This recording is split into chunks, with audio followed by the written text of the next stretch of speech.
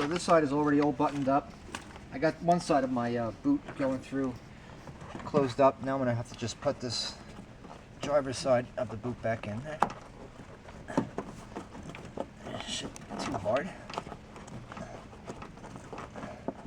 And there you go. So that's all back. As my harness is coming through.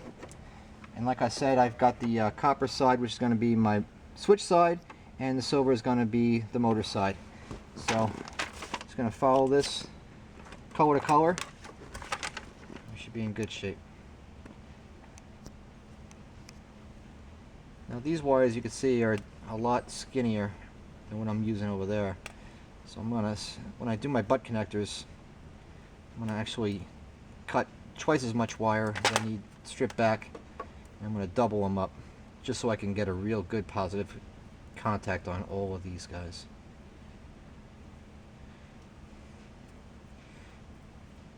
Because when you're using high, not that these windows are super high amperage, but there are some stubborn windows or older cars. Hot points in connectors such as this and butt connectors will be your weak links. I mean, not to say right now it's fine, but you never know. 10 years from now, this car might not be so happy. And I'll be glad that I did this kind of connection. So we'll start with this one here. White switch side, green motor side. So white's going to go to my switch side. Switch side we know is copper.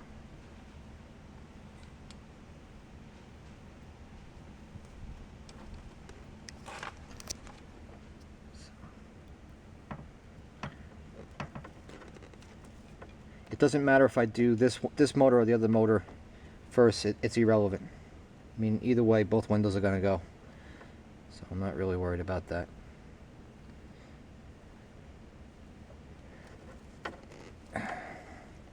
Okay, so there's my white and green pair. My other one says brown side goes to the switch. Brown wire goes to the switch side. Brown goes to the switch. Copper is the switch. Brown to that. Like so. My silver is going to be my motor side, which is going to go to my blue according to my schematic. And there you have it. The window module is done. So my two legs of my motors are done. For my up wires, I'm just doing two windows in up direction. Power ground is done. My orange, which is my turn-on wire, is going to be activated by my proximity sensor as well as channel 3 on my transmitter. So now all I have to do is mount up my proximity sensor, program it, and test it, and we get to actually play with all these new toys. The proximity sensor I'm going to mount right here in the center, right above where this transmission hump is area, right in the middle of the seat, and I'm going to let it pick up 180 degrees of field of proximity and motion in this vehicle. I've already pre-tested it, and it works amazingly well on both sides. With these, I mean, I find that it works best when you mount them in this way, the long ways. I mean, everyone is different. I can only speak for myself and what this Omega sensor works with. I've used a lot of Omegas in the past, and there's a couple other brands that are pretty decent out there that make some good proximity sensors. And all I got to do is run up this extension cable up front, retune my shock sensor. This thing is already programmed. The blade works amazingly well. I mean, the windows work great. Everything works great. It's just coming along. This car is just coming like a dream come true. A real dream. I'll show you how I button up the whole dash when I get up to the front. Alright, so I'm back up front. As you can see, I'm just tightening up some of these extra cables that I have. This one here is for the radar sensor. If you're wondering, why is it that this guy would leave this unnecessary spool of wire? There is a reason. So I went ahead and basically I'm up front now. I've already ran my extension cable from my rear proximity sensor. I ran it along this side panel here, and I have this little excess here. And the reason why I'm not choosing to cut it out, remove it, is because you never know. People are strange, you know. They might like something that you do today, how it's working, how it's picking up. Next week they might say, hey, you know what, I got this real great fear of something coming through my back window. Can you move it? Who knows? Things happen. People, you know, crazy. So I'm going to leave it there, all my extra slack, just like everything that I've said and explained up over here with my main alarm system, how I prepped everything. All the excess of my wires, I will all leave everything. Always do that, just because it's good to have a little extra slack when you need to come back in, add something, repair something. If you're going to take it out, swap it into an entirely different vehicle, God knows whatever's going to happen. No one's going to invest into a good security system such as this to only leave it into the car, get another car, and pay a whole bunch of money to get the whole thing done over from scratch. When you have everything here is perfectly great. Blades are reusable forever. The alarm system is internet updatable. The harnesses are plenty long. I didn't cut them short, and you can see exactly that's the reason why, the premise of my explaining this whole point. And even if you need to get extra harnesses, you can get them online at the manufacturer. They're super cheap, so just do it. Extra harnesses for your sensors. Leave yourself that extra room, so in case in the future you want to move something, the customer wants something removed, added, enhanced, whatever the case is, leave yourself all those opportunities for the future. Don't look at your job as if it's done and you're never going to see it again, because you know what, you will. Because it's just like so many things, you know. I find that people are like, they're like tattoos. They get it and they want one, and then they want another one and another one, and next thing you know, they look like, you know, circus animals. So just take my word for it, people. This is what I do. This is what I hope you take my advice. Slack is a good thing, and again, when you see how my preparation works, all my wiring, you see it, there's an absolute essence or absence, I should say, of electrical tape. The reason being is because if you wanted to repair or add something on, splice something on, add a diode, a sensor, a plug, anything like that, just test something, probe anything, try doing that with electrical tape. It just doesn't work. Use wire ties, because they're 100% reversible. They're much more cleaner, easy to access. When I put my alarm system up in there, I can clearly see from one harness to another, color from color. It's just a way to do things. So with this all done, my lecture on not cutting the wires is over.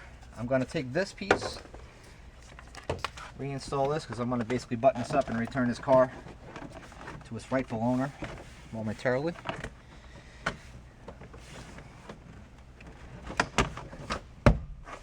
A whole bunch of upgrades that I don't even have in my own car, believe that or not. I don't know why that is. Someday I'm going to give myself a nice alarm system.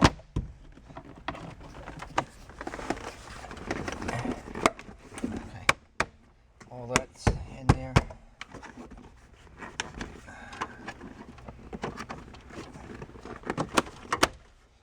I'm done. Now I want to just tighten up all this stuff down here. That's the stock light. If you have stuff like this, and you don't want to get too crazy around this brake pedal or this parking brake, that's a mechanical, that's a moving component. Having one of your plugs right here is not too cool. So what I'm going to do is I'm going to add a piece of loom to that. And this loom is going to do two things. One, it's going to hide the gray wire. Number two, it's going to protect it.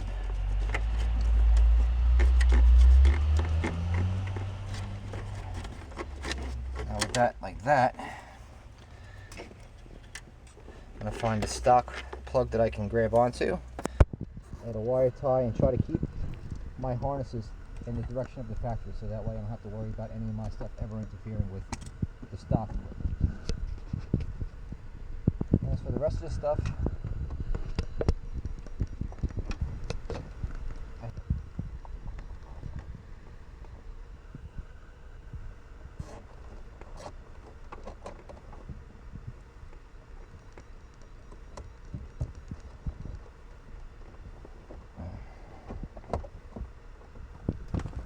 we're just buttoning it all up now. So I've taken my system and I just basically flipped it up and put it right up underneath the underdash here. And like I was trying to say, I left my window module and my dual stage shock sensor on the steering column area exposed and available, so if I need to adjust it in the future, there will be no problem to do that.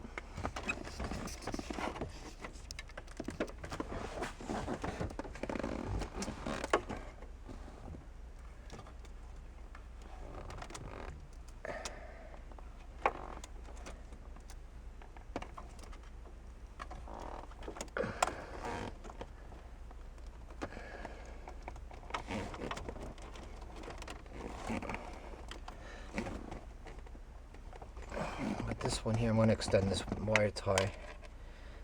This is 8 inches, it's not cutting it.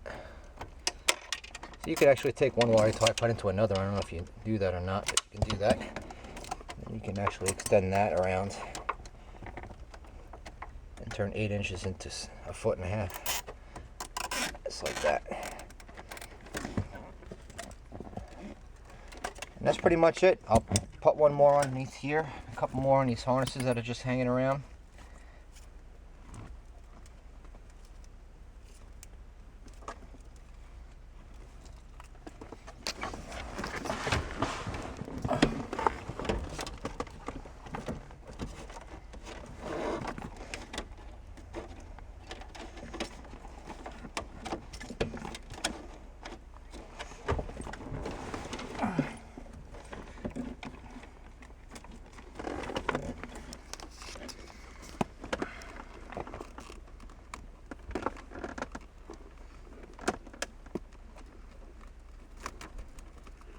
Also going to take care to leave extra slack for this here override switch, which I need for the proximity sensor.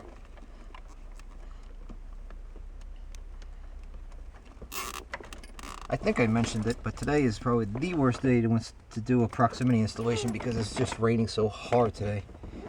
And that's pretty much a guarantee that this system is going to false for one reason or another. It's just going to happen.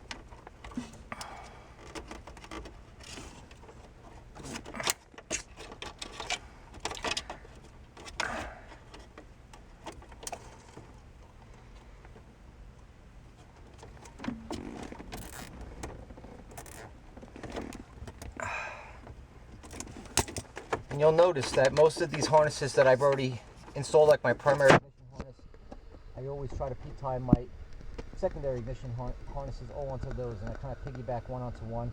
As to try not to interfere with the factory stuff. I always try to be at least as prohibitive to all that factory wiring as possible. As you can see, I think I've done a pretty decent job of it. This is all loomed up, protected. The Dome-Lite harness is free as it was. My override switch, I have plenty of room so I can mount it on my underdash panel. My diagnostic plug, just have to put that back in there. And there's still tons of room in here for future enhancements, upgrades, or anything else that somebody else coming along next after me might want to add into the system. Can do it. So they'll appreciate that. And I know I do whenever I work on the vehicle. So all's left to do now is to just button back the underdash, the switch, and that's it. This car is done. This car is done. Okay, so this alarm system is done. As I said from the beginning, what I would do is a two-way. It's alarm remote start with the proximity sensor with a really cool feature. Whereas when you walk near the car and the proximity goes off, it chirps the siren, locks the doors, alerts on a two-way, and rolls up the windows. Watch this. See that? The windows can go as such, or if I wanted to, on channel 3, I can pulse my windows and roll them up remotely as to my choosing. For instance, watch this. Do we have any pickups today? No pickups? There you goes your windows. And this could be done from a mile away. Also, you can upgrade this to a car link and do this from anywhere in the whole world, as well as track the car via GPS. There's also a dual zone shock sensor. We have remote start.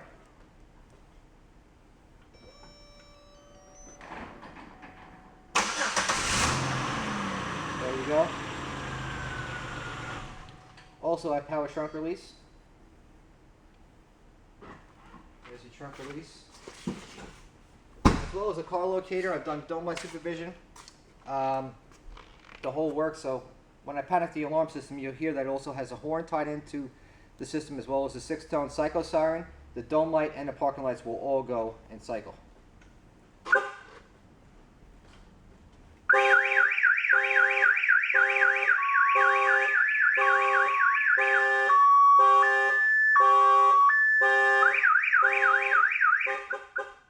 And there you have it. All the programmable settings are done. The blade bypass works phenomenally. This thing is a wrap. So I hope this person enjoys this system very much. I thought it came out really well, and I hope you guys enjoyed this video tutorial, and I hope that you guys come back and watch some more stuff soon.